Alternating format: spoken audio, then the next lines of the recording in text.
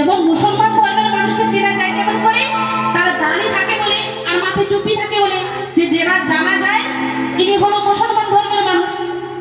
আর আমাদের সনাতন ধর্মের মানুষকে দেখে কি বুঝবে, যদি আমাদের গলায় ধনুষের মালা থাকে তবেই তো চিনতে পারবে যে তুমি সনাতন ধর্মের জন্মগ্রহণ করেছো।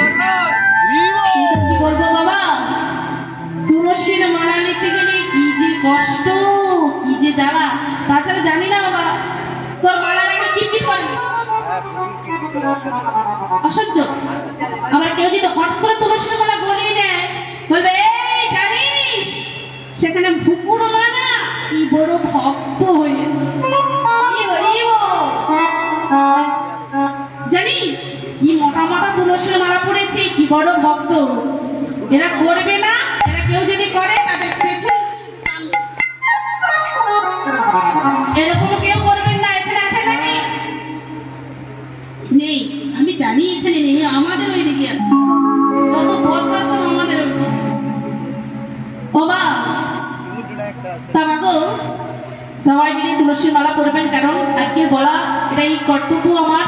কারণ আমি মহাপ্রভুর একটু কিঞ্চিত হলেও আপনি মহাপ্রভুকে ভালোবেসে দেখবেন, দেখবেন কি সুখ কি শান্তি আছে আপনাদের জানবে। এটা মাগো আজকে আমরা নীলাবিষয়ে আস্বাদন করবো, অনেকটা সময় চলে গেছে। আজকের আমাদের নীলাবিষয়ের নাম হলো সাক্ষী গোপাল। কি বললাম মাগো, কি বললাম নীলা নাম জোরে বলুন। আপনারা কি বাড়ি থেকে খেয়ে আসেন? আওয়াজ যেন বেরোচ্ছে না, একটা চেপে যাচ্ছে, জোরে বলুন। সাক্ষী গোপাল তা কেমন করে সাক্ষী দিয়েছিল আমরা শুনবো, কিন্তু লীলা শোনার আগে একটা মহাজনী পদ শ্রবণ করে আমরা নীলাবিষয়ে আস্বাদন করব। যদি না মহাজনী পদ আস্বাদন করি তবে কিন্তু আমাদের অপরাধ হয়ে যাবে। তাই আজকে আমরা মহাজনী পদ শ্রবণ করে তারপরে নীলাবিষয়ে আস্বাদন করবো। বেদ বেতা